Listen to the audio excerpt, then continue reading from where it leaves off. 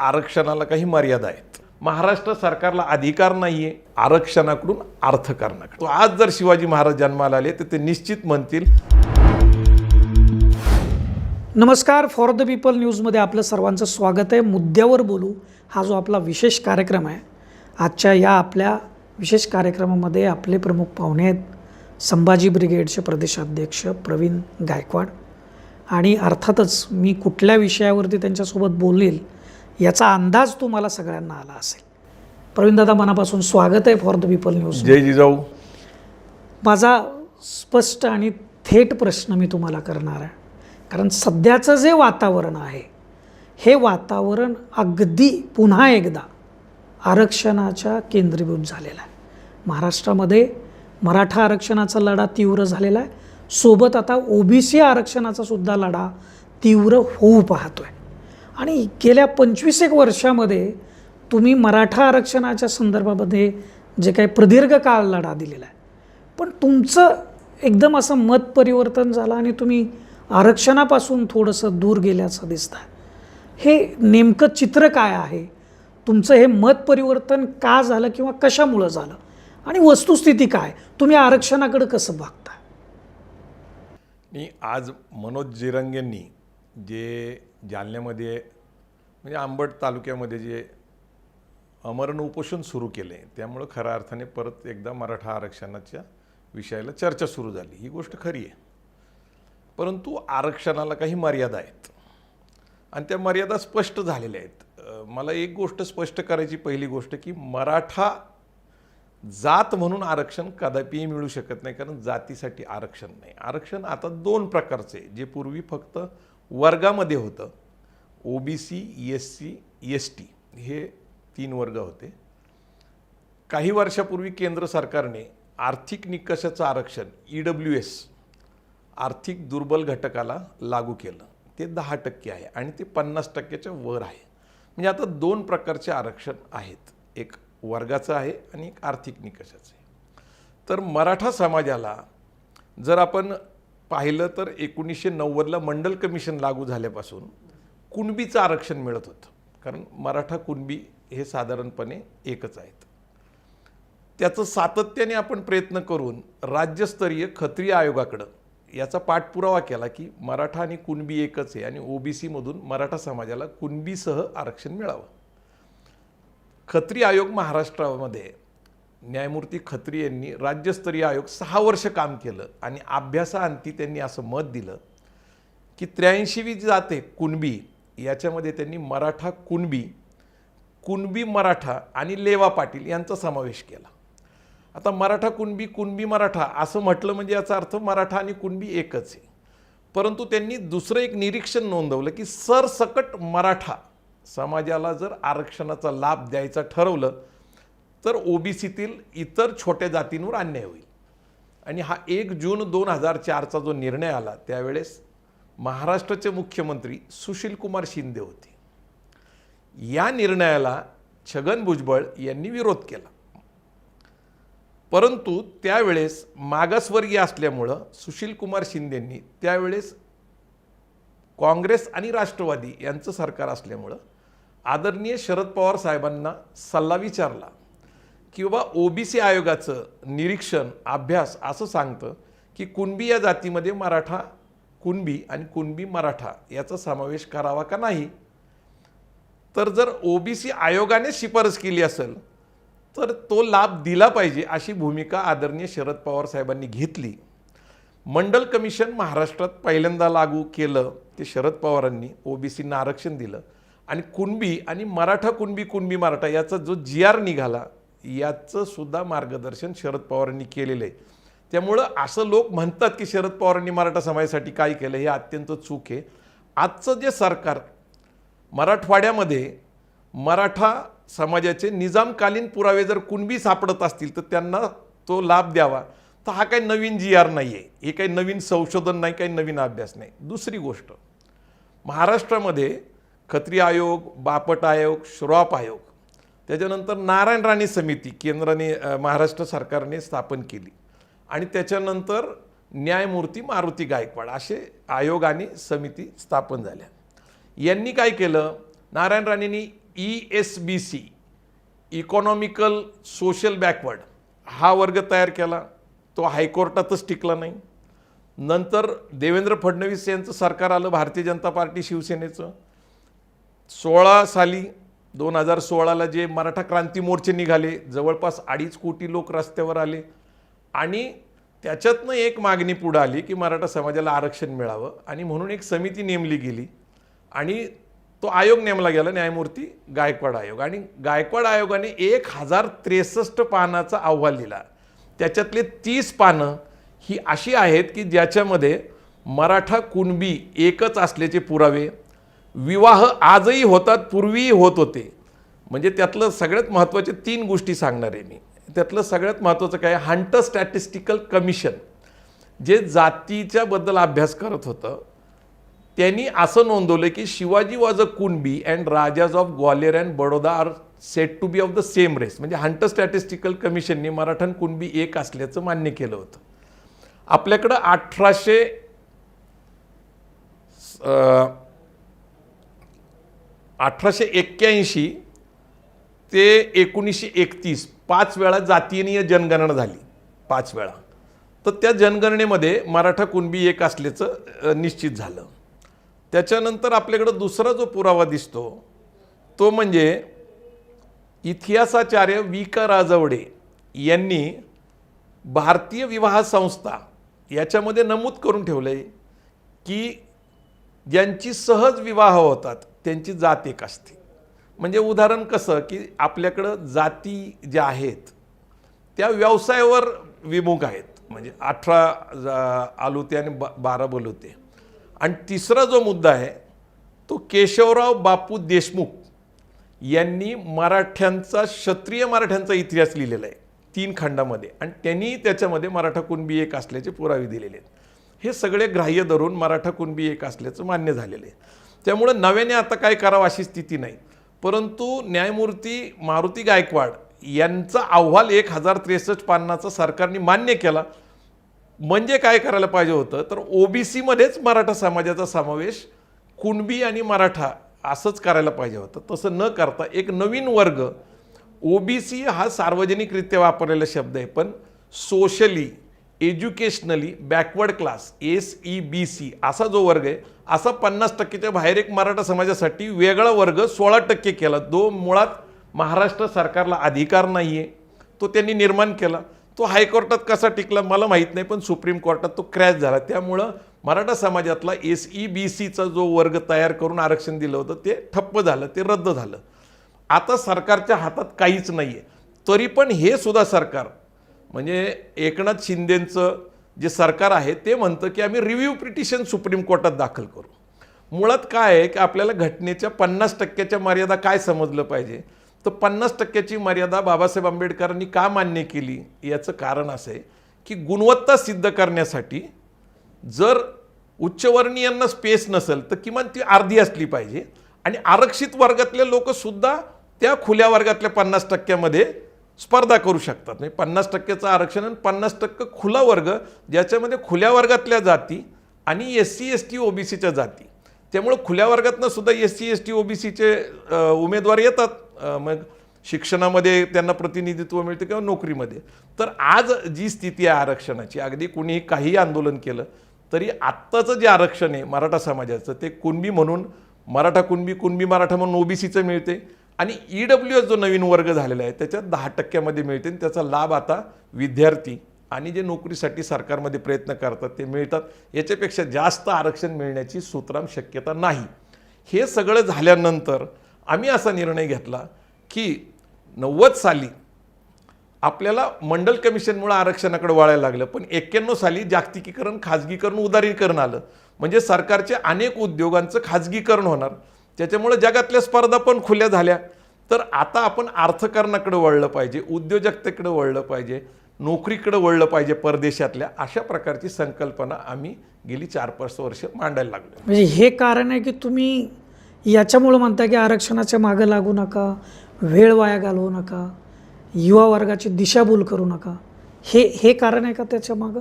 नाही, तुम्ही बघा की मराठा समाजाला मागासलेपणा सिद्ध करण्यासाठी माझं पुस्तक मराठे शूद्र हे अत्यंत प्रसिद्ध आहे. आणि आरक्षणावर एकूण अभ्यास करून 72 प्रश्न जे उपस्थित केले गेले आरक्षणाबद्दल, म्हणजे एकूण आरक्षणाबद्दल आणि मराठा आरक्षणसुद्धा, तर त्याच्याबद्दल मी पुस्तक लिहिलं. माझा अभ्यासाअंती समाधान झालेलं आहे की ओबीसीतलं आरक्षण आणि EWSचं आरक्षण आत्ता जे मिळतंय त्याच्यात मला असं वाटतं की आम्ही आमच्या संघटनेचे लोक समाधानी आहेत.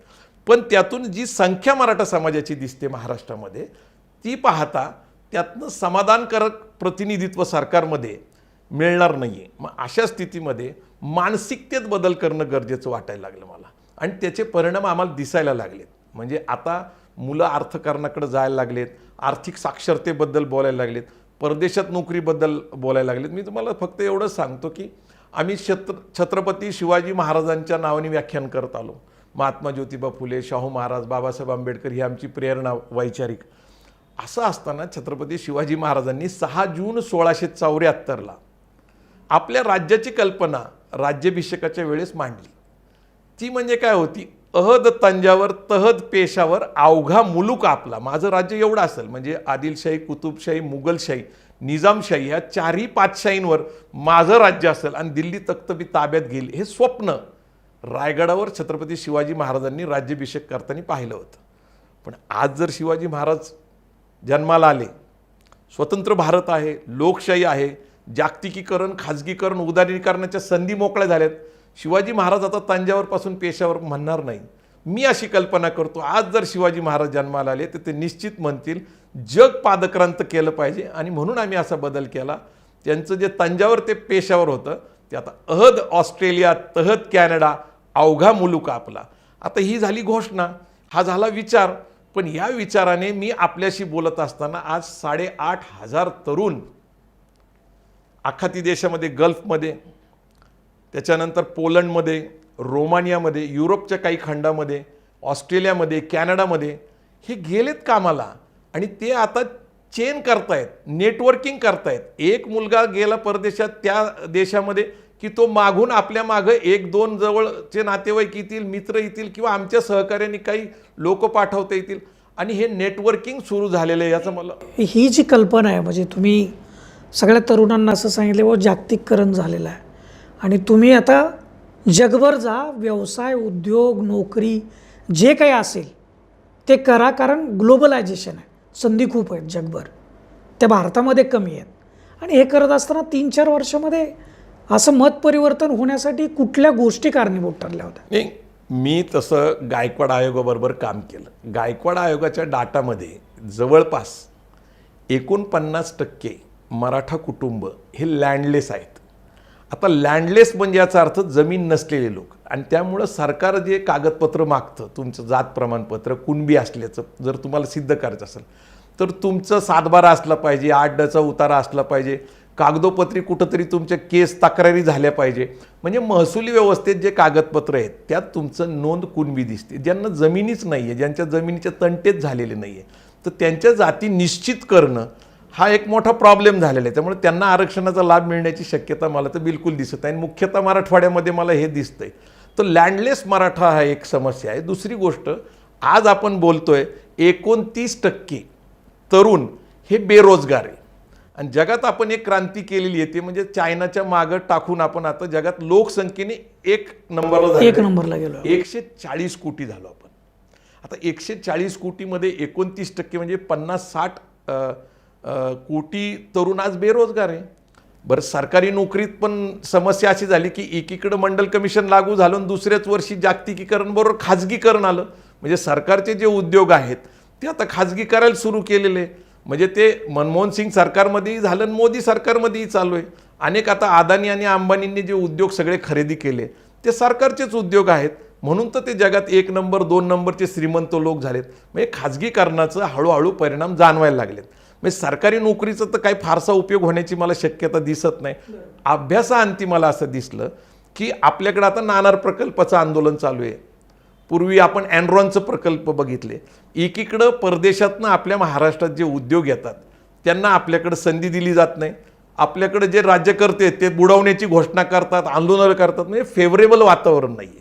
म्हणजे परदेशात अनेक प्रकारची नवी क्रांती झालेली, औद्योगिकरण झालं आहे, अनेक गोष्टी. आता आर्टिफिशियल इंटेलिजन्स नावाची गोष्ट फार आपल्याकडे चर्चेला आहे, त्याचं शिक्षण सुरू झाले.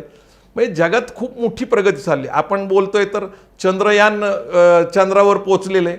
म्हणजे सगळं बदललेलं जग आहे. आता चंद्रावर ज्या वेळेस आपण पोचलोय तर जग खूप छोटी गोष्ट झालेली आहे. आता आपलं खूप मोठा व्याप झालेला आहे आणि म्हणून जग हे वैश्विक आपण विचार केला पाहिजे. ज्ञानेश्वर माऊलींनी म्हणले की विश्वची माझे घर, विश्व हे आमचं घर आहे. आणि आता सगळीकडं उपलब्ध झालेल्या संधी जर बघितल्या, मी तुम्हाला एक छोटंसं उदाहरण सांगतो की रोम राज्य होतं. रोम राज्याचं विभाजन जवळपास 40-45 देशात झालं. वेगवेगळे झाले. इंग्लंड झाला, फ्रान्स झाला, जर्मनी झाला, पोलंड झाला, चेकोस्लोवाकिया झाला, हे सगळे विभागले. परंतु जागतिकीकरण खाजगीकरण झाल्यानंतर त्यांनी त्यांच्यात बदल केला. त्यांनी त्यांच्या देशामध्ये येण्यासाठी एक शांघाय विजा बनवलेला. एक सिंगल विजा घेऊन तुम्ही युरोपला जाऊ शकता आणि त्यांची करन्सी युरो बनवली.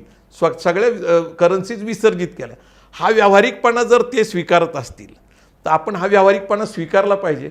जर आपल्याला इतर उद्योग भारतात येण्यास आपल्याकडे काही राजकीय परिस्थिती, सामाजिक परिस्थितीमध्ये येत नसतील तर जगभर निर्माण झालेल्या संधीकडं आपल्या मुलांना पाठवलं पाहिजे. मला एक नम्रपणे सांगायचं आहे की ज्या व्यापारी कम्युनिटीज आहेत, सिंधी, गुजराती, मारवाडी, मुख्यतः अगरवाल, गुप्ता, जैन समाजाचे लोक, हे मला जगभर उद्योग व्यवसायाच्या निमित्ताने पाहायला मिळाले. जगभर पाहिले मी तर तुम्हाला कुठल्या राज्यातले लोक कुठल्या देशात संख्येने जास्त राहतात आणि कम्युनिटी लिव्हिंग, एकत्र कुटुंब राहतात, हे मी तुम्हाला संख्याशास्त्राच्या आधारावर सांगू शकतो.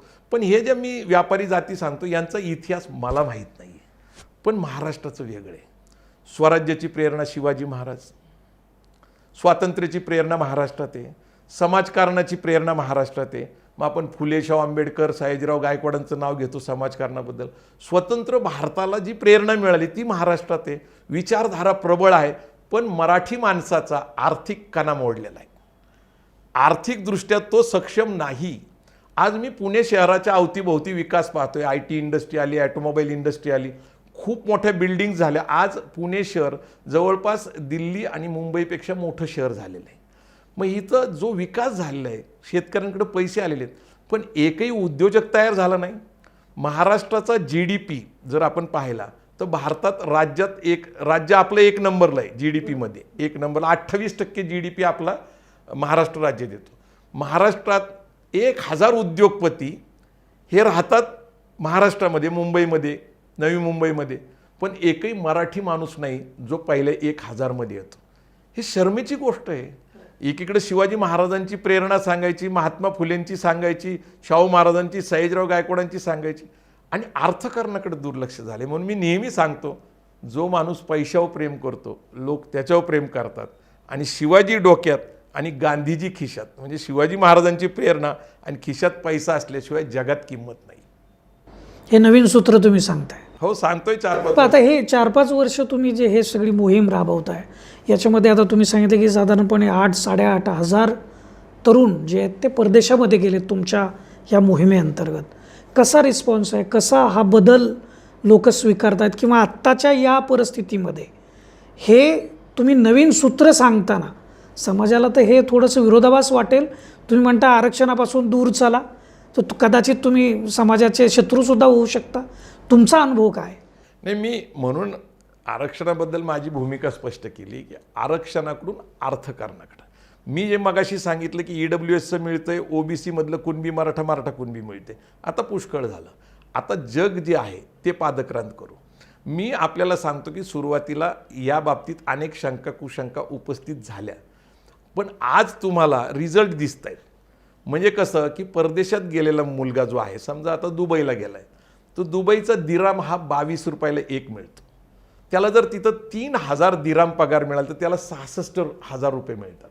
तो त्याच्या खर्चासाठी पैसे ठेवून 50,000 रुपये गावाकडे पाठवतो, आपल्या आईवडिलांना पाठवतो, कुटुंबाला पाठवतो. त्यातनं त्याची शेती, त्याचा विकास, त्याचं कुटुंब आर्थिक समृद्ध व्हायला लागले.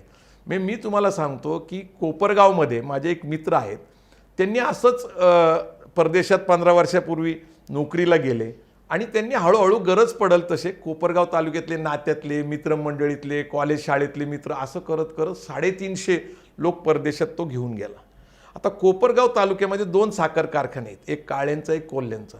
ते दर महिन्याला जेवढा पैसा वाटप करतात ऊसाच्या निमित्ताने, साखरेच्या निमित्ताने, साखर कारखान्याच्या निमित्ताने, त्याच्यापेक्षा जास्त पैसा कोपरगावला परदेशातनं येतो. आणि फॉरेन करन्सी जी आहे त्याची इकॉनॉमी समजली पाहिजे, डॉलरची इकॉनॉमी समजली पाहिजे, पाऊंडची इकॉनॉमी समजली पाहिजे, युरोची समजली पाहिजे, येनची समजली पाहिजे. आणि आपल्यापेक्षा ते जे पैसे आहेत तो पैसा मोठा आहे. मी एक अजून उदाहरण सांगतो की गुजरातमध्ये मधेपूर नावाचं एक गाव आहे, ज्या गावातले जवळपास 200पेक्षा जास्त लोक परदेशात उद्योग व्यवसायासाठी गेलेले आहेत. त्या गावातली जी ग्रामपंचायत आहे ती ग्रामपंचायतची वास्तूसुद्धा परदेशातल्या नागरिकांनी पाठवलेले हजार डॉलर जे आहेत त्यातनं तयार झालेली. पण नुसती ग्रामपंचायतची सुसज्ज इमारत नाही आहे, तिथं वॉटर पार्क आहे, तिथं इंजिनिअरिंग कॉलेज आहे, तिथं इंग्लिश मीडियम स्कूल आहे, तिथं आरोग्याच्या उत्तम सुविधा आपण रुबी हॉल जहांगीरच्या तुलनेचं तिथं बनवलेले. ते सरकारकडून एकही पैसा घेत नाही. परदेशात नोकरी करायला गेलेले, उद्योग करायला गेलेले, सामाजिक बांधिलकी म्हणून त्या गावात ते पैसे पाठवतात. आणि त्या ग्रामपंचायतमध्ये त्या ऑफिसमध्ये अशी सुविधा आहे की त्या गावामध्ये राहणाऱ्या 5,000 6,000 लोक किंवा आसपासच्या गावातल्या लोकांना कुणाला जर परदेशात शिक्षणासाठी, नोकरीसाठी, उद्योगासाठी कुठल्याही शहरात जात तर त्यांच्या गावातनं गेलेला तो माणूस त्याला पहिला संपर्क केला जातो त्या देशामध्ये आणि तो सगळ्या सुविधा पुरवतो. दिस इज नेटवर्किंग. बरोबर. म्हणजे आत्ताच्या या सगळ्या परिस्थितीमध्ये तुम्ही एक नवीन संदेश खरं तर समाजाला देऊ पाहताय. तुमचं जे हे काम आहे, ही जी मोहीम आहे, ही समाजाला नक्कीच दिशा देईल असं वाटतंय. आणि ह्या आरक्षणाच्या लढ्यावरती एक नवीन प्रकाश तुम्ही महाराष्ट्राच्या या जनतेच्या समोर ठेवताय असं यातून सगळ्यातून दिसतंय. तुम्ही आमच्यासोबत वेळ दिला. नाही, एक सेकंड फक्त. आपण एक लक्षात घेतलं पाहिजे की परदेशातनं पैसा किती येतोय.